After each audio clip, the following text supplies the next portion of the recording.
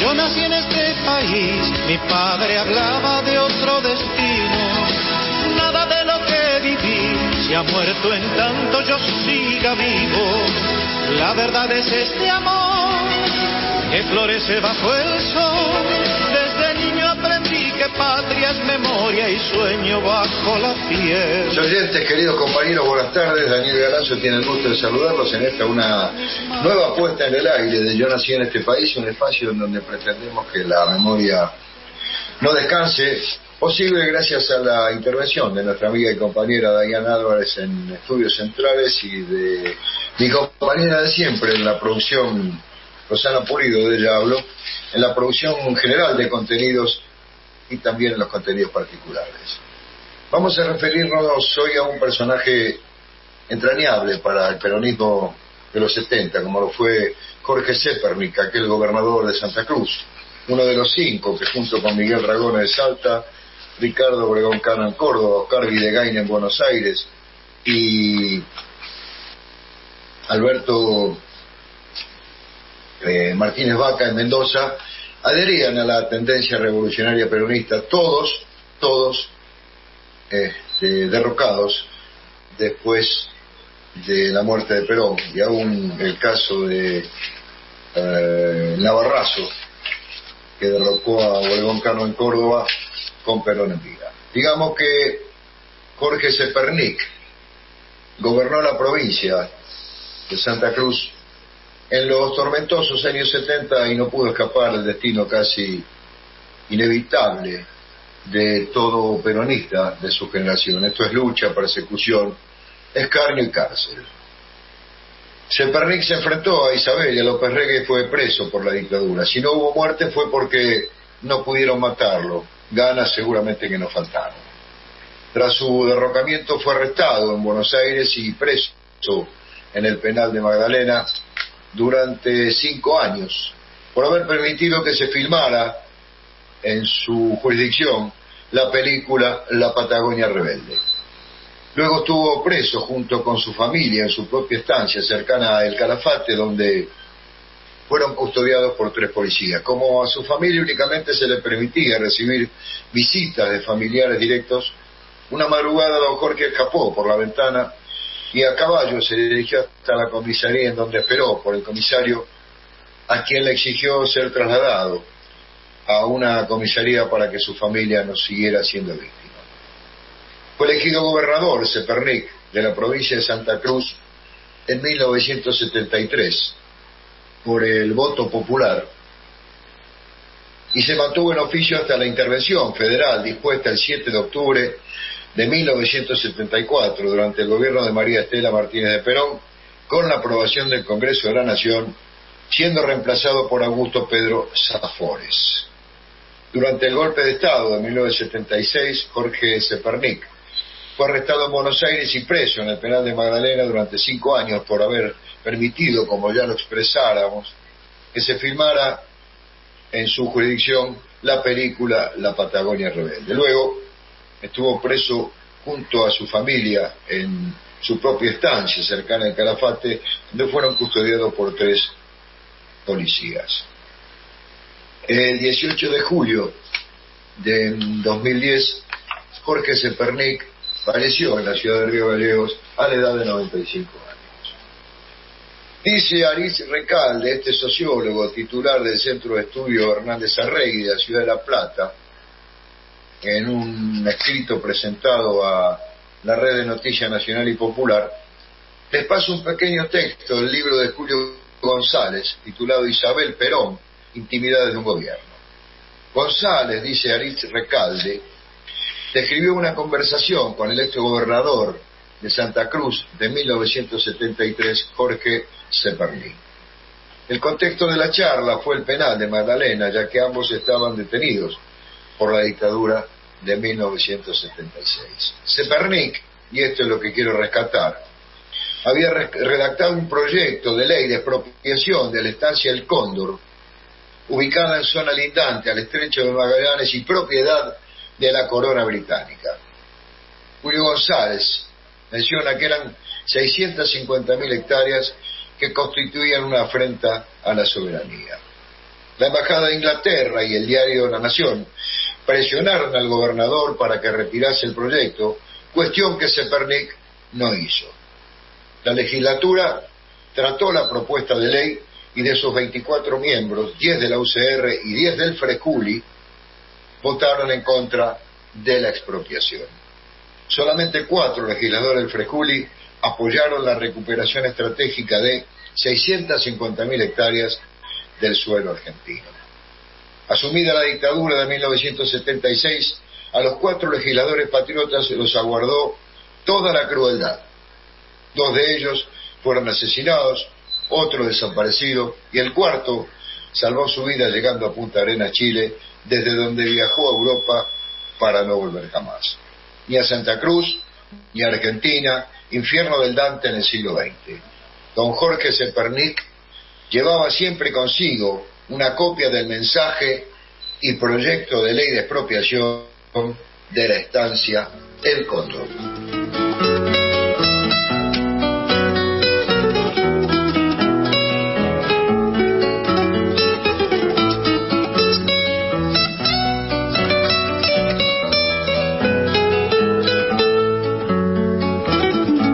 Cuando llegue el momento de abajo de la nieve, empezarán las flores su camino a encender, igual que los guanacos y los mágicos ríos que acunan las estrellas de cada amanecer.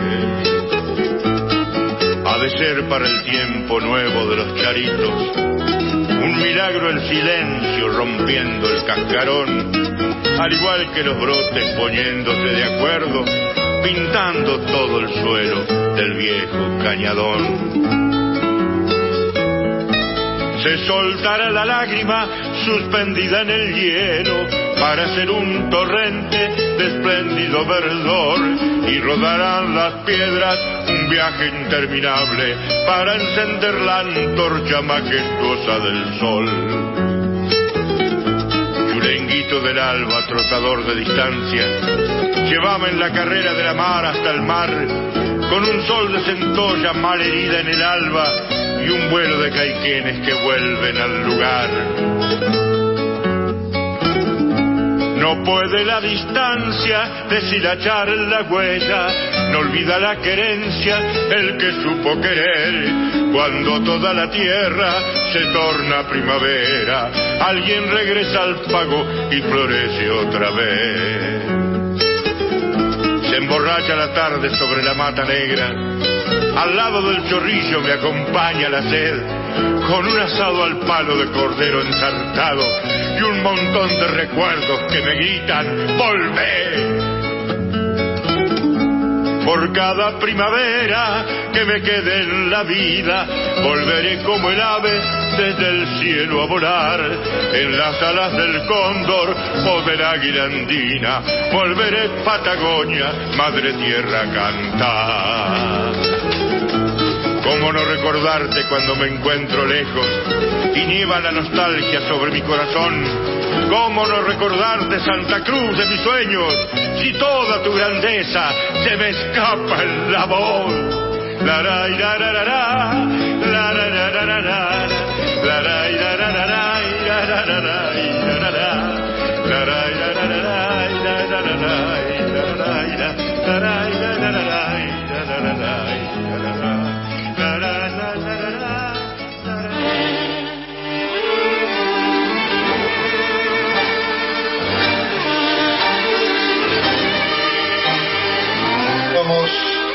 Los tiempos del regreso, un tema de nuestro invitado de hoy, musicalmente hablando. Me refiero a Hugo Jiménez Agüero en su propia interpretación, recordando a este juglar patagónico santacruceño, el hombre desaparecido desgraciadamente de este mundo hace un tiempo atrás. Decía Osvaldo Bayer en una nota que escribiera en página 12, referida a Jorge Zepernik, que titulara Don Jorge: a propósito de su desaparición física. Se nos murió don Jorge. Ya han pasado 2 semanas. Quise dejar pasar todos estos días antes de escribir esto. Leer todo lo que en estos días se escribió sobre él. Y entonces sí, dedicarle estas páginas a quien lo mereció. Don Jorge Zepernik, gobernador de Santa Cruz, en aquellos años cruciales, donde se iba a definir el futuro de los que buscábamos otra Argentina. Don Jorge Zepernik, gobernador de Santa Cruz elegido por su pueblo, pero gobernador por pocos meses, una historia argentina. Fue en el año 1970 que lo conocí, dice Osvaldo Bayer. Viajé a Santa Cruz para iniciar la investigación de las huelgas rurales de los años 1920-1922. Los fusilamientos de los peones de campo por parte del ejército argentino durante la presidencia de Irigoyen era un tema del cual no se hablaba. De eso no se habla, era la respuesta casi obligada ante la pregunta ¿qué pasó en estas tierras en aquellos años? A don Jorge me lo presentó el doctor Paradelo, hijo de quien había sido gobernador santacruceño en el año 58. Me dijo, don Jorge Zepernik, santacruceño hasta la médula de los huesos, hombre del campo y la ciudad, él te va a relatar toda la verdad. Y fue así. Me recibió como alguien que hubiera esperado muchos años. Se maravilló de que a alguien de Buenos Aires le interesara revisar la historia patagónica. Y se puso a mi disposición. Le voy a presentar a todos los que viven todavía de esa época, me dijo, expresa Bayer. Y con tiempo me preparó un programa de viajes por el interior de la provincia. Él mismo me iba a llevar en su autito Fiat 600 y lo hizo. Anduvimos kilómetros y kilómetros en ese ratoncito con motor, saltando por esos caminos llovidos de piedras. Pero don Jorge no se inmutaba. Nos deteníamos ante las estancias y me contaba la historia de sus propietarios y cuáles habían sido sus comportamientos durante las huelgas rurales. Entrábamos y me presentaba desde el patrón hasta el último peón. Siempre había alguien que daba datos sobre sobrevivientes de aquellos hechos y dónde vivían. Mientras viajábamos, me relataba que él tenía 6 años cuando se iniciaron las huelgas y que su padre, un croata que había llegado a los 18 años a la Patagonia, tenía un negocio de verduras y frutas y que siempre ayudó a los perseguidos por la represión del ejército. Y que él vio cuando trajeron durante la primera huelga a los caídos de El Cerrito en un enfrentamiento con la policía y los velaron en el local de la Sociedad Obrera. También así conoció a Antonio Soto, el líder del movimiento. En ese viaje me di cuenta de la amplitud de ese hombre, cómo comprendía el porqué de las huelgas y que lo que exigían era muy poco. Además, para él siempre fue inexplicable la orden dada por el presidente Irigoyen al teniente coronel Varela con la pena de muerte por subversión a quien se resistiera a la orden de volver al trabajo. Yo conocía esas peonadas, gente silenciosa y de trabajo, aguantadora pero con fuerza para decir basta cuando la explotación llegaba a no respetar la dignidad humana, me decía don Jorge mientras guiaba su autito en esas distancias interminables. A don Jorge lo saludaba todo el mundo, un hombre de trabajo con su campito, como él llamaba a su estanzuela cerca del Calafate, y su casa sencillamente patagónica de Río Gallegos.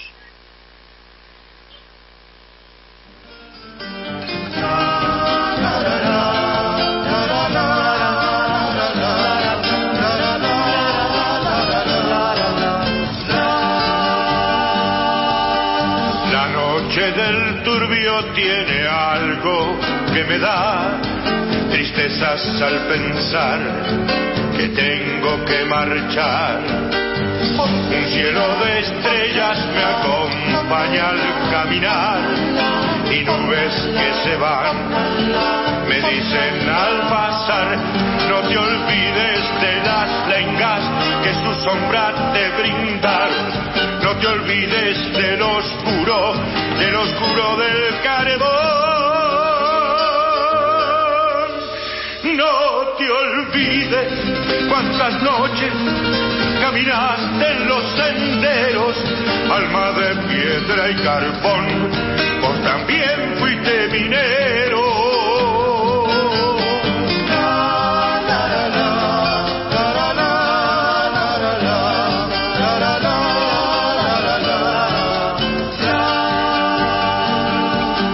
Siempre río turbio, un recuerdo tú serás, y en mi corazón te voy a llevar. La calle con piedra, el alto cerro, el socavón.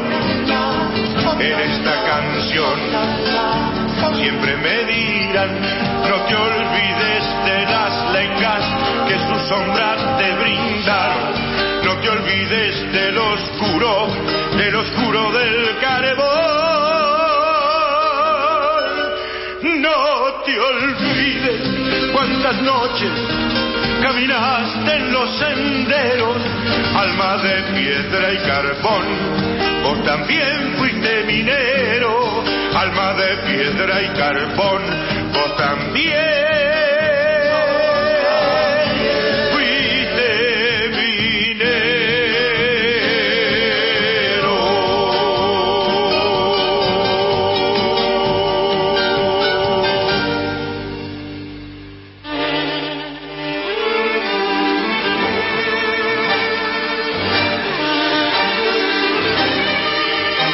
Hugo Jiménez Agüero nos interpretaba su propio tema, Alma de Piedra y Carbón.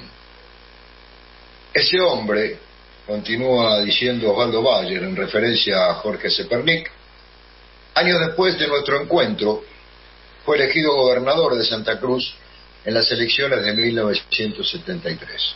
Aquellos comicios nacionales en que se consagró presidente a Héctor Cámpora con amplia mayoría. Es que todo el mundo lo conocía a don Jorge, honrado, humilde, hombre de la tierra que siempre había vivido en su provincia, que salió a la protesta cuando había injusticia en su sociedad y que hablaba de su paisaje, del que me dijo varias veces: a esto hay que convertirlo en un paraíso real para la gente. Mientras tanto, habían salido ya mis dos primeros tomos, dice Bayer, sobre la huelga patagónica, y los cineastas, Olivera y Ayala, no bien los leyeron, decidieron filmar la verdad histórica de esa innoble injusticia que había ahogado en sangre la protesta de los desposeídos. Así nacieron los planes del film La Patagonia Rebelde. Y aquí se inicia un capítulo que le dice todo de una sociedad. El miedo de los funcionarios responsables, entre comillas, el mirar para otro lado y el ejercicio del poder para prohibir. Se prohíbe y se acabó. Como dijo meses después el mayor censor de la historia argentina, Manuel Paulino Tato, hombre de misa diaria. Pero vayamos al comienzo del drama. Gobernador don Jorge, presidente Cámpora, interventor de la censura general, de la censura cinematográfica, Getino, el valiente de la hora de los hornos. No hubo ningún problema. Getino aprobó el guión sin pestañear y viajamos hasta Santa Cruz para filmar en los lugares históricos. El gobernador, don Jorge Zepernik, nos recibió con los brazos abiertos. El Banco de la Provincia nos dio un préstamo y el mismo gobernador dio permiso de filmar en todo el territorio provincial y justamente en los lugares históricos. Más todavía, dice Bayer, don Jorge nos puso a disposición a los cadetes de la Escuela de Policía para que hicieran de extras en el filme, representando el papel de los soldados. Pero nada iba a ser fácil. Cuando Miembros del ejército se enteraron del proyecto, comenzaron a moverse. A través de informantes supieron que el final del film iba a ser la escena donde las prostitutas de San Julián rechazaron a los soldados fusiladores después de la matanza de los peones. Todo menos esa escena iban a permitir los militares. Ya había renunciado Cámpora, se había producido la presidencia de Lastiri, quien había procedido a prohibir mi primer libro, Severino Di Giovanni, el idealista de la violencia. El ambiente, dice Bayer, venía mal, pero asumió Perón. En medio de la filmación, en una estancia cercana a Puerto Santa Cruz, un mediodía vemos aparecer un automóvil. De él baja el propio gobernador don Jorge Zepernik. Me busca a mí, con quien era el único del grupo filmador que tenía amistad. Me lleva aparte y me dice: me acaban de llamar de casa de gobierno preguntándome quién dio permiso para filmar tu libro en el territorio de esta provincia. Me miró largo, en silencio. Comprendí, pero me dio esperanzas, dice Bayer. Agregó: te pido que les digas a Olivera y a los actores que traten de filmar lo más rápido posible y terminar cuanto antes. Yo, mientras tanto, voy a ganar tiempo haciéndome el que no entiendo. Don Jorge era así. Arriesgaba su cargo de gobernador por ser fiel a la verdad histórica. No voy a olvidar más, concluye Bayer, a ese gobernador caminando de nuevo hasta su auto para regresar a Río Gallegos, y me dije: un gobernador recorre kilómetros para avisar a un amigo de los peligros que hay. No me vino a decir: acábenla ya mismo con eso. No, me dijo solo que nos apuráramos. La actitud de un verdadero hijo del pueblo. La escena se iba a repetir. Cuando filmábamos 2 semanas después, cerca del lago Argentino, en la estancia de la Primavera, las últimas tomas de exteriores, el gobernador Zepernik se tomó el avión para venir y volver a decirnos que el problema se había agravado y que había mucha indignación entre los oficiales del ejército. Pero en ningún momento nos pidió o exigió que nos fuéramos y que no lo comprometiéramos más. Sí, el film pudo estrenarse con un éxito increíble, a sala llena, después de meses enteros de no permitirse la exhibición. En ese interín muere Perón y el mismo día nuestro film obtiene el Oso de Plata del Festival de Berlín. Este último factor ayudó para que el film no fuera prohibido de inmediato.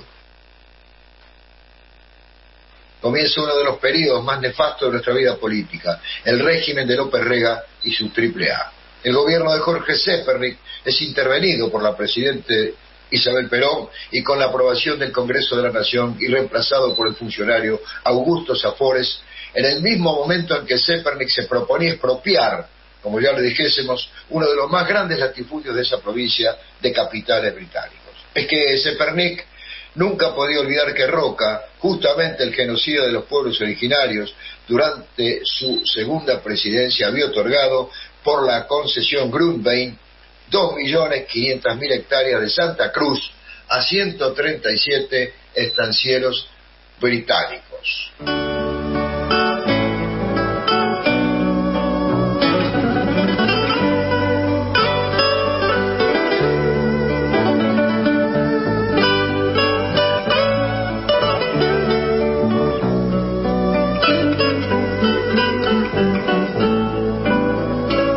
¿Dónde vas, paloma de la tarde?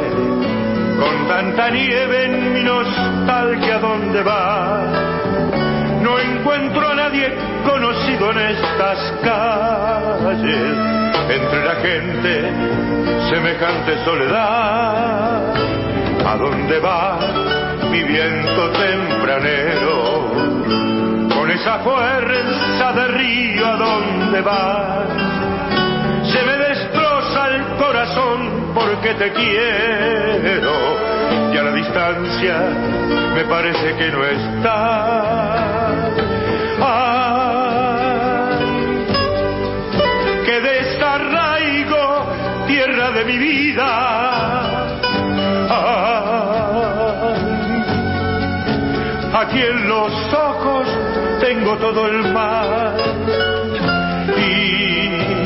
Aunque aún no ha pasado mucho tiempo, yo te juro que me vuelvo ahora no más.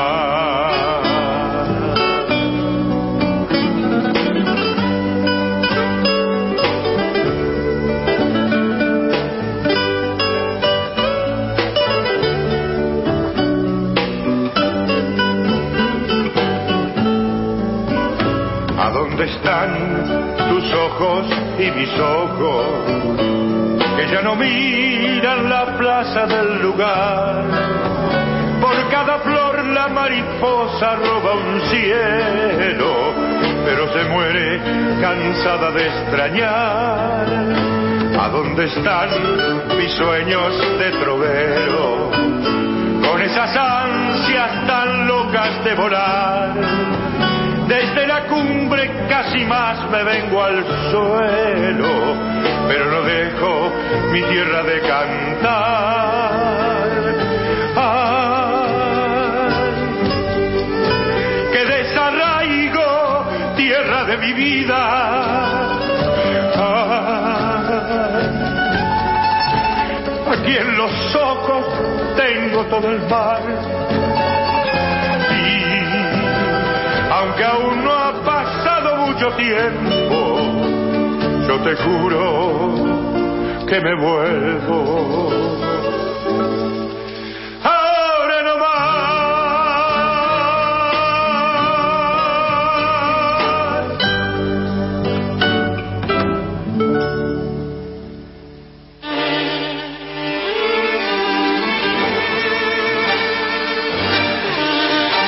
Acabamos de escuchar Al sur de la nostalgia, otro tema de nuestro artista invitado de hoy, Hugo Jiménez Agüero, por el mismo Jiménez Agüero.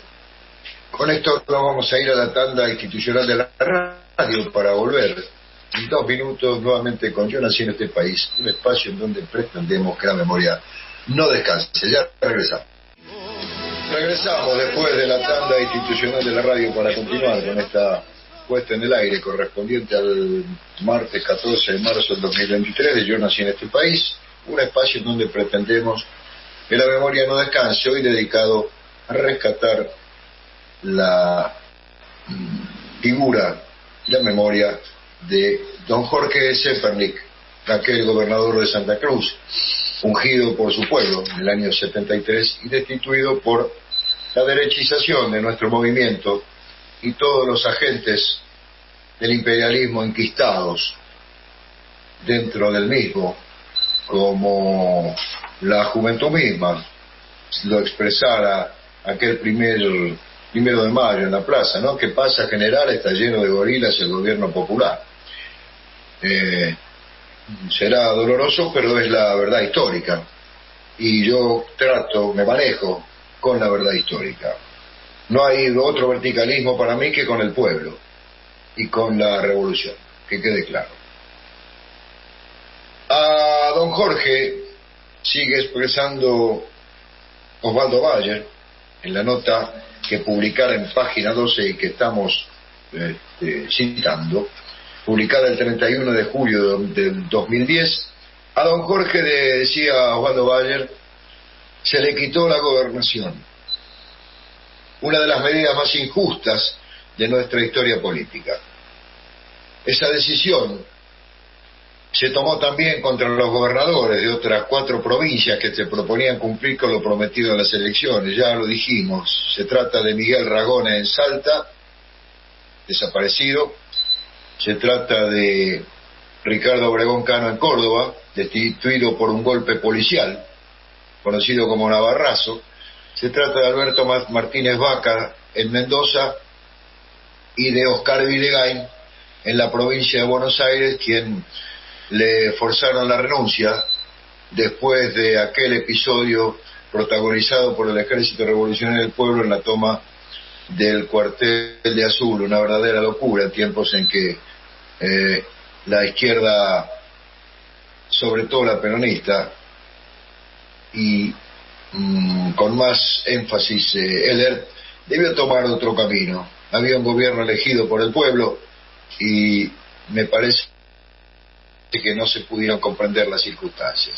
A veces el sueño revolucionario tiene este tipo de cosas que después, a la larga, cuestan muy caras.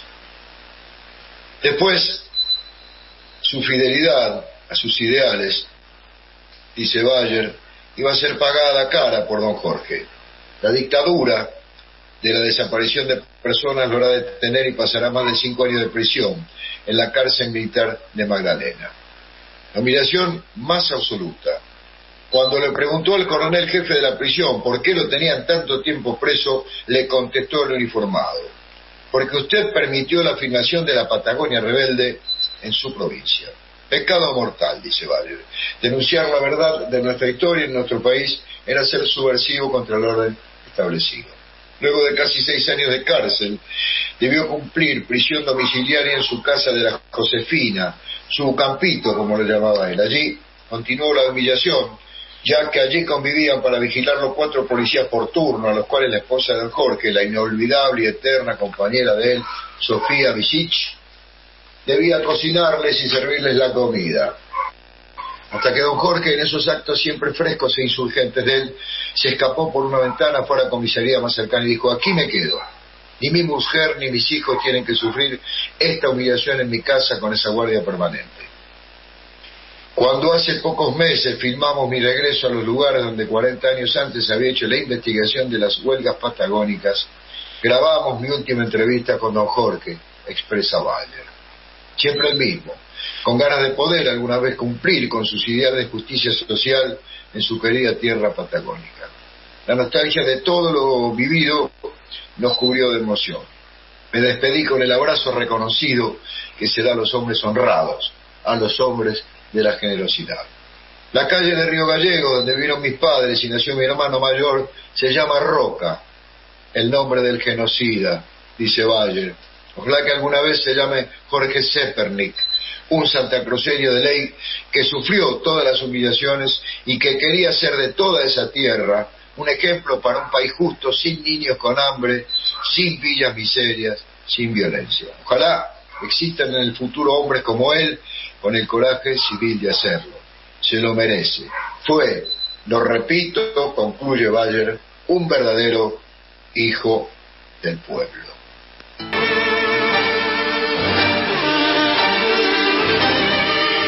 Escuchábamos Solo soy un peón, de y por Hugo Jiménez Agüero.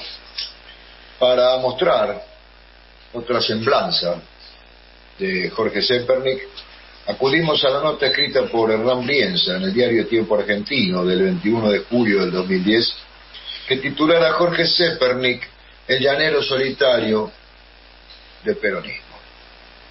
El viejo general, dice Brienza, se puso serio, hosco, como cuando quería dar una orden y que se cumpliera, y dijo: al croata no me lo tocan. El croata no era otro que Jorge Zepernik, el gobernador de Santa Cruz. Febrero de 1974, Juan Domingo Perón transitaba su crepúsculo. La escena transcurre en la Casa Quinta Presidencial de Ríos. Sus interlocutores, José López Rega y otros ministros y secretarios del gabinete, evaluaban la situación en distintas provincias del país: Córdoba tras la caída de Ricardo Obregón Cano, Buenos Aires con Oscar Videgain, La Salta de Miguel Ragone y Mendoza con Alberto Martínez Vaca, y la posibilidad de intervenciones federales en los distritos que pertenecían a los gobernadores que todavía respondían a la tendencia revolucionaria. El viejo general se puso serio, ojo, como cuando quería dar una orden y que se cumpliera, y expresó lo que ya dijésemos: al croata no me lo toca. Con quien tenía una larga tradición peronista y era uno de los pocos con llegada directa al líder del movimiento culturalista. Hijo de una familia arribada al país a principios del siglo XX, Zepernik había nacido el 23 de febrero de 1915 en la ciudad de Río Gallegos, provincia de Santa Cruz, y se alistó en las huestes peronistas apenas surgido el movimiento a mediados de la década del 40. Dicen quienes lo conocieron bien que fue su preocupación de muchacho por la justicia social lo que lo sedujo del primer peronismo. Y una de las virtudes que siempre lo caracterizó fue cierta propensión a los actos arrojados, a la demostración del coraje como una puesta en escena de la que gustaba jactarse. Quizás uno de los primeros actos de arrojo fue haber participado en 1957 en la operación política que terminó con la fuga de la cárcel de Río Gallegos de los dirigentes peronistas John William Cook, por entonces delegado oficial de Perón en el exilio Héctor Cámpora, Guillermo Patricio Kelly, Jorge Antonio, José Espejo y Pedro Gómez. Zepernik fue el encargado de darle cobertura en el exterior y de asegurar que se llevara adelante el espectacular escape digno de un filme de Hollywood. Anclado en el desamparo de esa provincia austral, Zepernik construyó su figura política a fuerza de una honestidad casi infantil, esto entrecomillado como describe uno de los miembros de su gabinete provincial. Una incorruptibilidad y una intransigencia pocas veces vista en la política, de un modo campechano en el discurso y en el trato hacia quienes interactuaban con él. El momento más importante de su vida, claro, dice Brienza, se produjo el 25 de mayo de 1973, cuando asumió la gobernación de Santa Cruz y se convirtió en uno de los cinco gobernadores ligados a la tendencia revolucionaria peronista.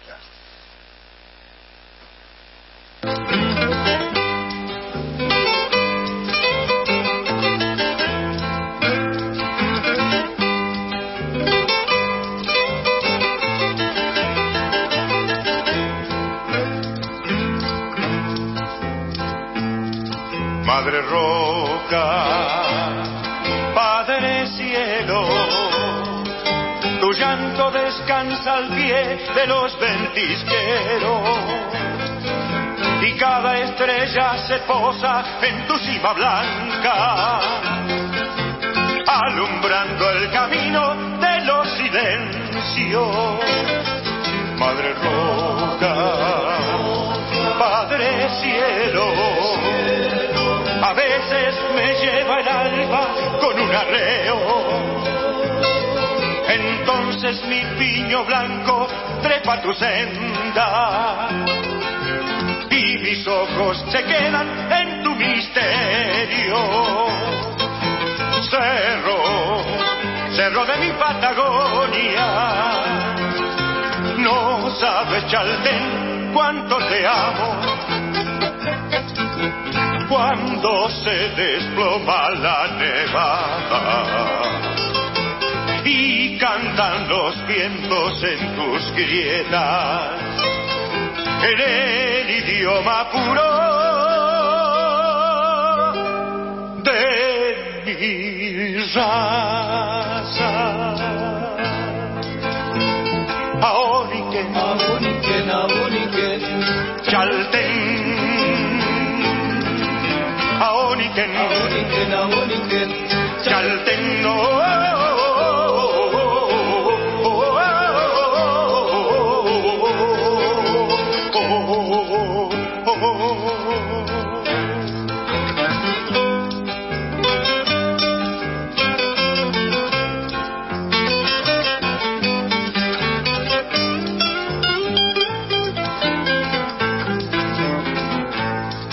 Madre Roca, Padre Cielo, el Dios que adoró el tehuelche pintó el lucero, y yo que vivo en tu falda gastando tiempo, te canto vadeando el río de los recuerdos. Madre Roca, Padre Cielo, hermano de mi vigilia, quiero ser cerro para ganarte en alturas de piedra eterna, quedando siempre de pie sobre la tierra. Cerro, cerro de mi Patagonia, no sabes, Chaltén, cuánto te amo. Cuando se desploma la nevada y cantan los vientos en tus grietas, en el idioma puro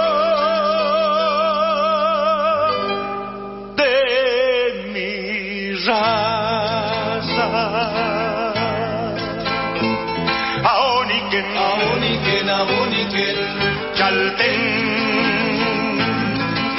Aoniquén, Aoniquén, Aoniquén, Chaltén,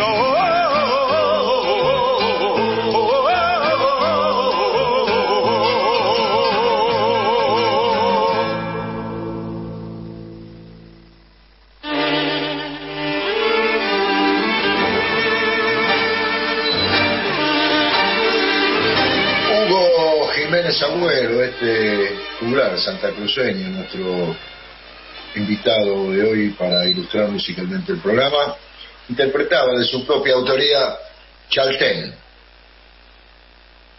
Continúa Brienza diciendo en su nota: Jorge Zepernik, el llanero solitario del peronismo, que no había sido fácil su llegada al poder. Unos meses antes había sido candidateado a gobernador en un congreso aparateado, esto entre comillas, por la juventud peronista. Quienes participaron de aquel cónclave no olvidan cómo los muchachos se alistaron, enfierrados en la puerta, y pusieron las reglas claras. Las armas se dejaban afuera. La pelea era contra Eulario Encalada, un ex dirigente del gremio de petroleros y hombre de la ortodoxia sindical. Una vez limpio el Congreso, la tendencia pudo elegir con libertad la fórmula gubernamental pactada: Zepernik, Encalada. El croata no olvidó el apoyo recibido por la tendencia revolucionaria y cuando asumió en mayo, nombró varios dirigentes de la juventud en puestos estratégicos: la dirección de empresas públicas, la estratégica Secretaría de Gobierno y de Cultura, entre otros. Pero tampoco se olvidó de la agenda pautada en el Congreso y de inmediato puso en marcha una serie de medidas revolucionarias para la época. Proyecto de expropiación de 650.000 hectáreas de tierras en manos de ingleses, como ya lo citáramos, un plan de procesamiento de lana, la provisión de gas natural a la provincia, y retuvo un helicóptero perteneciente a la nación para rescatar a personas aisladas por la nieve, con el argumento de que acá es más necesario que en Buenos Aires. Además, permitió, como ya lo viésemos, y apoyó la filmación de La Patagonia Rebelde, dirigida por Héctor Olivera, inspirada en el libro de Osvaldo Bayer, película en la que actuó como extra el expresidente Néstor Kirchner. Tras la muerte de Perón, López Rega y los suyos decidieron tocar al protegido de Perón y en julio de 1974 fue desplazado de su cargo.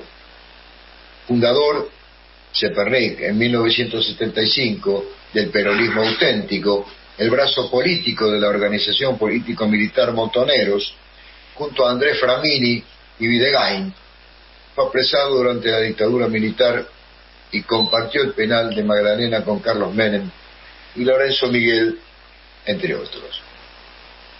Casado con Sofía Visich, quien murió en mayo de 2010, tuvo dos hijos: Mónica, que se dedica a administrar el campo de la familia, y Marcelo, quien fuera intendente de Río Gallegos. La instauración democrática ya lo encontró fuera del juego político y recién volvió a ser reivindicado en la gestión como gobernador de Néstor Kirchner. Alto, rubio, de ojos celestes, Jorge Zepernik murió el domingo pasado, esto está fechado en julio del 2010, a los 95 años. En Santa Cruz, concluye Brienza, nadie se olvida de ese 25 de mayo de 1973, cuando después de la Asunción salió al balcón descamisado y en un gesto teatral, con temperaturas invernales, se quitó la camisa, la revolvió como un hincha de fútbol y la arrojó a la multitud que festejaba el regreso del justicialismo al poder. No era una noche más, era casi madrugada, Zepernik se convertía, dice Brienza, en el llanero solitario, como le gustaba autodefinirse, de aquellas tierras olvidadas del sur. Un llanero solitario, peronista y de izquierda.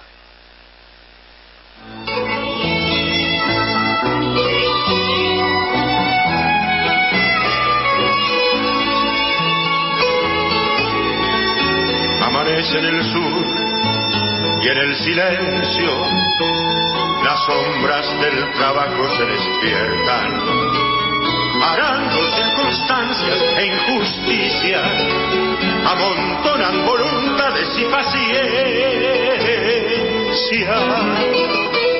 Un solo árbol, un solo nido, un solo pájaro en el aire.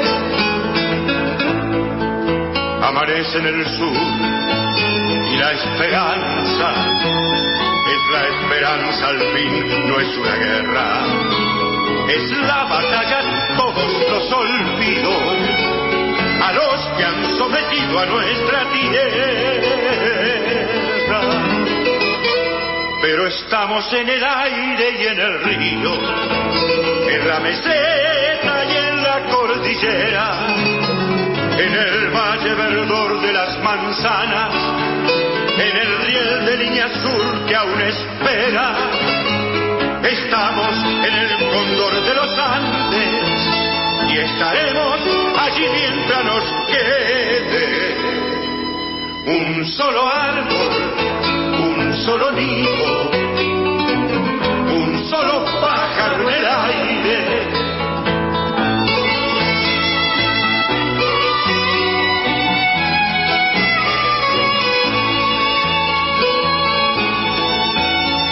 En el sur y entre las flores aparecen casi siempre las espinas, vendiendo sus espejos de colores, sin importarles lo que contamina.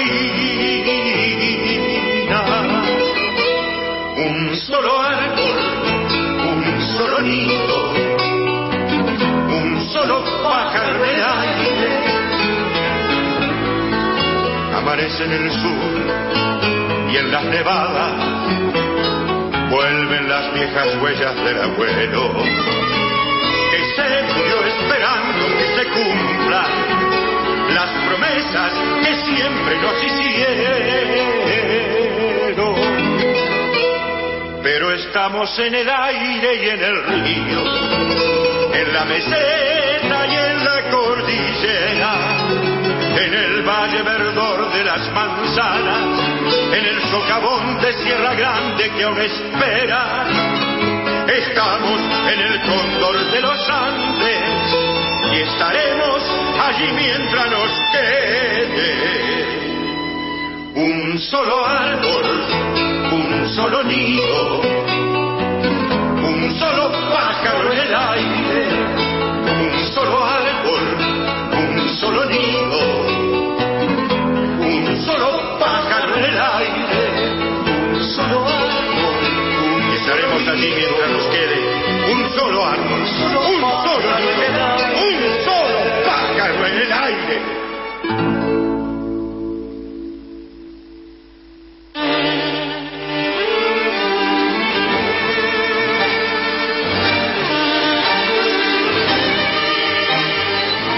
Concluyendo la ilustración musical del día de la fecha, Hugo Jiménez Agüero interpretaba su propio tema, hermoso tema por otra parte, Amanece en el sur. Hemos querido rendirle homenaje a la figura de la memoria de don Jorge Zepernik, un peronista verdadero, un peronista revolucionario, tal como Evita lo considera el peronismo. En esto pasa como con algunas cuestiones de índole teológica. ¿Qué otra cosa se puede entender cuando el Evangelio dice que será más fácil que un camello pase por el ojo de una aguja, que un rico entre en el reino de los cielos? o que el peronismo será revolucionario o no será. ¿Qué es lo que no entendieron? ¿Qué es lo que quieren por un lado la Iglesia, con los sectores conservadores, con la adaptación de esa cuestión, rodeándola de algunas cuestiones semánticas, para que pueda ser más amplia que la taxativa sentencia que marca? Y lo mismo pasa con esto que estoy hablando. Señores, ¿el peronismo será revolucionario o no será? Es una cuestión que define la revolución, el ser o no ser de nuestro movimiento. ¿De dónde sacaremos la épica? De Zepernik, por ejemplo. Por eso lo traje hoy al programa. Sin épica no hay liberación nacional. Son momentos en donde la épica escasea, donde al enemigo de la nación se lo trata como adversario político, con lo cual con esa categoría todo el andamiaje requiere de un funcionamiento que justamente no apunta al cambio social. Por eso lo traje a Jorge Zepernik, para rescatar su épica, rescatar su peronismo verdadero y decirles a muchos que ahí tienen una fuente en donde beber, y lo saben. El tema será preguntarles por qué no lo hacen. Con esto nos vamos a despedir.